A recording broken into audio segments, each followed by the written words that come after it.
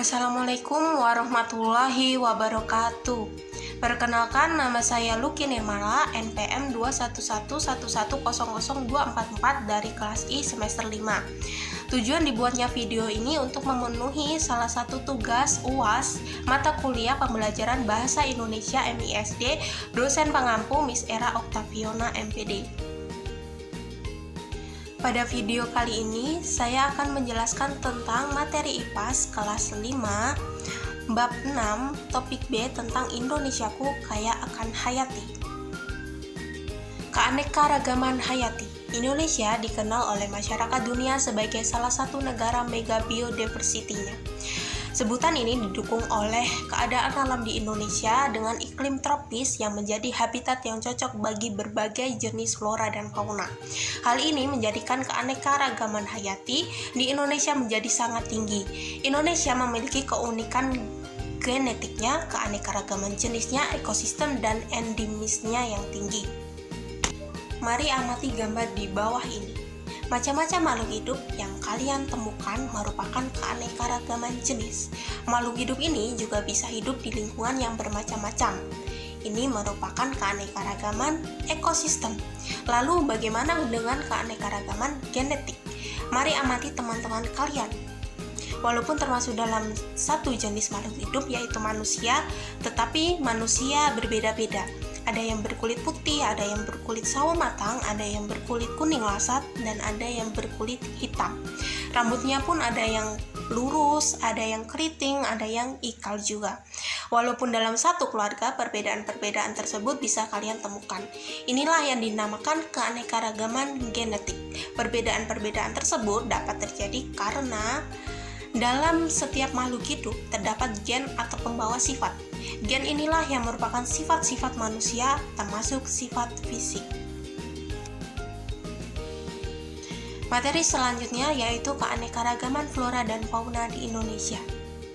Perhatikan gambar peta di bawah ini. Keanekaragaman flora dan fauna di Indonesia dibagi menjadi 3 wilayah, yaitu wilayah Indonesia bagian barat, wilayah Indonesia bagian tengah, dan wilayah Indonesia bagian timur. Wilayah Indonesia bagian tengah disebut juga dengan wilayah peralihan.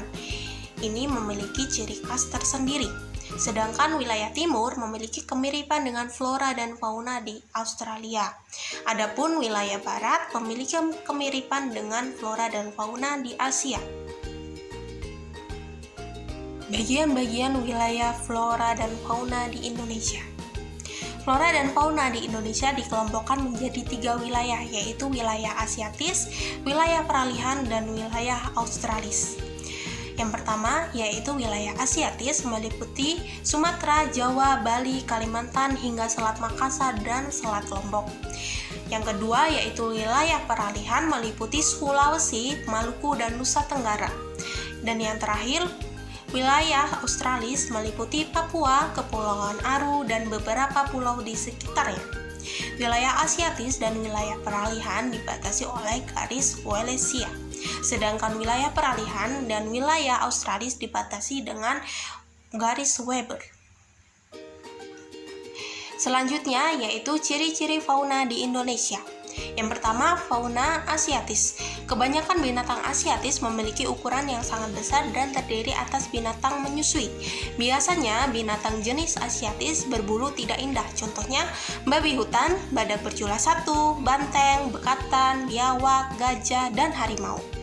Dan yang kedua yaitu fauna peralihan.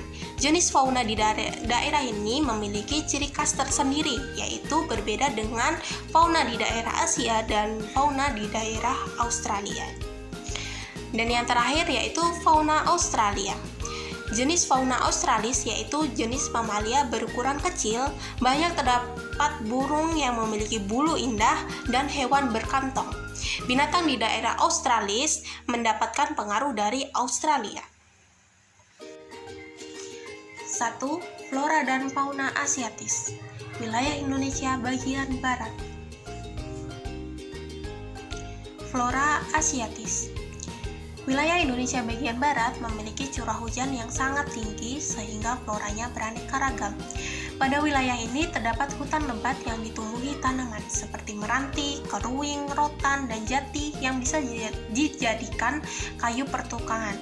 Selain itu, ada tanaman kemuning, hutan bakau, dan rawa gambut. Selanjutnya, fauna asiatis.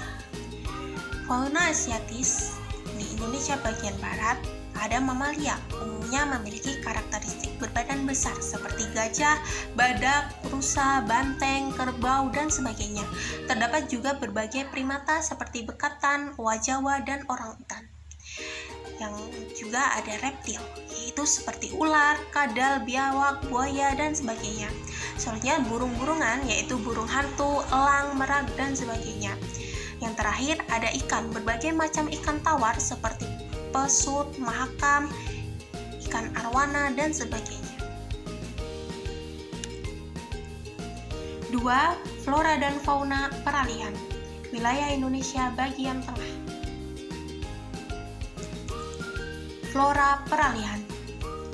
Curah hujan yang rendah dan relatif kurang membuat flora di wilayah Indonesia bagian tengah ini didominasi oleh stepa tropis dan sabana. Contoh flora tipe peralihan antara lain anggrek, cengkeh, cendana, pala, dan ebong. Flora di daerah pantai akan mirip dengan flora di wilayah bagian timur, sedangkan flora di gurun memiliki kemiripan dengan yang ada di Kalimantan. Selanjutnya, fauna peralihan. Jumlah fauna peralihan tidak sebanyak wilayah barat dan timur.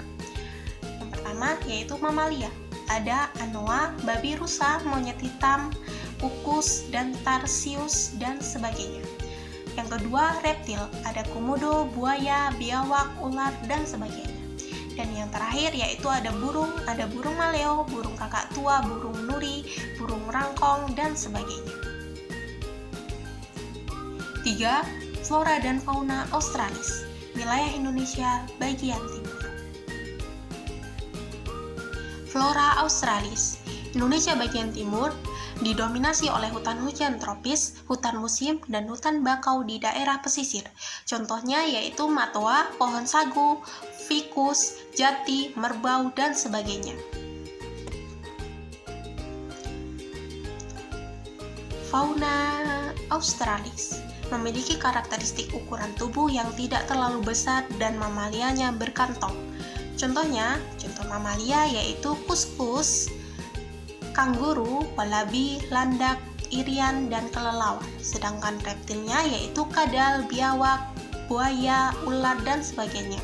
Dan yang terakhir burung yaitu ada burung cendrawasih, burung kasuari, burung nuri, burung maleo, dan sebagainya.